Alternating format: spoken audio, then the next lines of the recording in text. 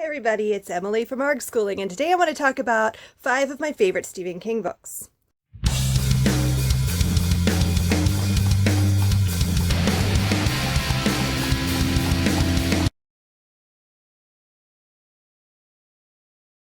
So I was going to do a top 10, but then I was going through all my books and I'm like, you know what? I'm just going to do 5 because it would get too long and I don't really want to gush over every single book. So I'm just going to go in no particular order here. I'm going to start with It. Um, Stephen King's It is probably the second Stephen King book I think I ever read.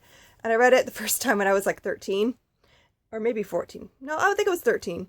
And this book scared the bejesus out of me. It freaked me out so much.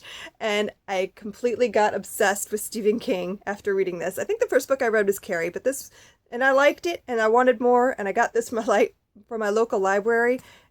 And it was crazy. It's such a crazy story.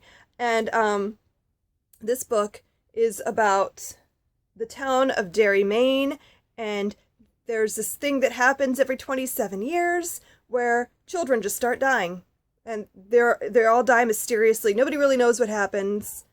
And then one year, one cycle, it happens to these kids, these main characters, and they decide they're going to fight it. They know what's happening, and only the kids seem to know, and they're going to fight whatever it is and make it stop. They're going to put an end to it.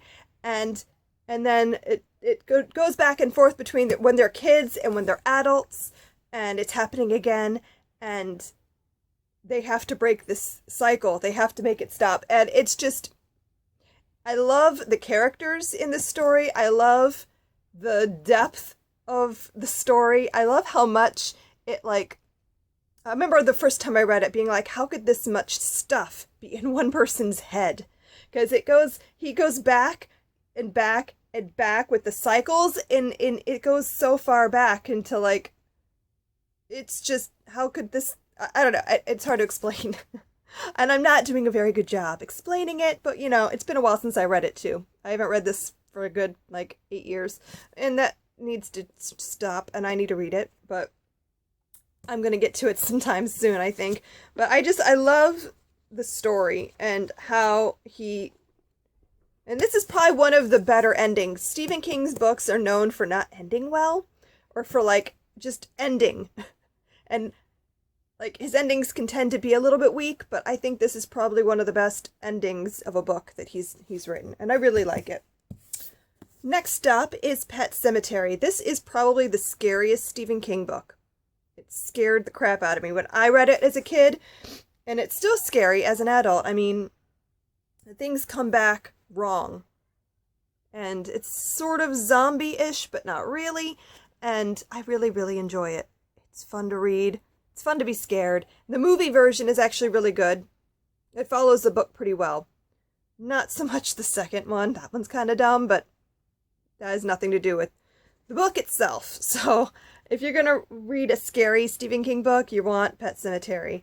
This book is about this family that moves into this house, and it's on a really busy road, and it's in the country-ish, kind of in Maine, but they live off the interstate, basically.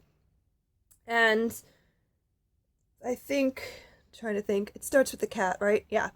The cat dies, and they don't know what to do, and his neighbor tells him about this burial ground, this pet cemetery. If you go, and they bury him in the pet cemetery, but it's not the pet cemetery that causes the problems.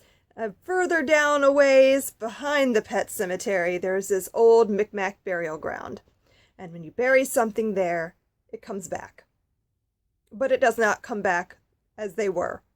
They come back wrong and evil, and it's just a fun book. And so scary. Next up is The Green Mile. I did not expect to like this.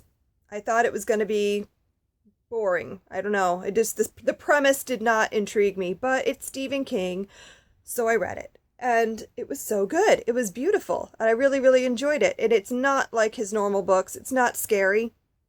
There are elements, but it's mostly about a man wrongly imprisoned and put on death row, and how they try to prove that he is not guilty. And it's just a really beautiful book, and I really recommend you read it. If you're not sure if you'd like it, trust me, I think you will.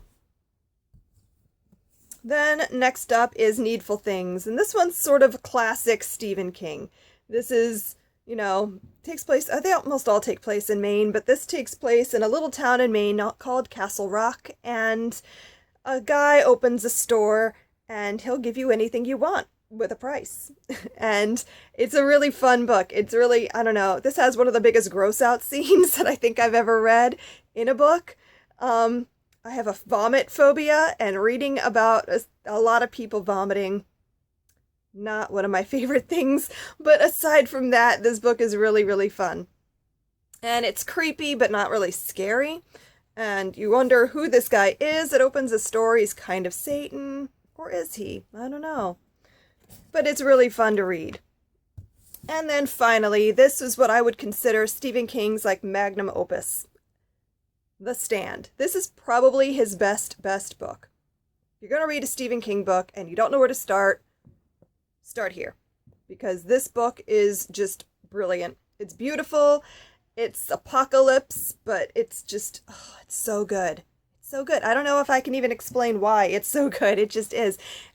It's about the end of the world. Everyone's dying from this weird flu, and the survivors are pitted against each other, and these are the good guys, these are the bad guys, but it's so much more than that.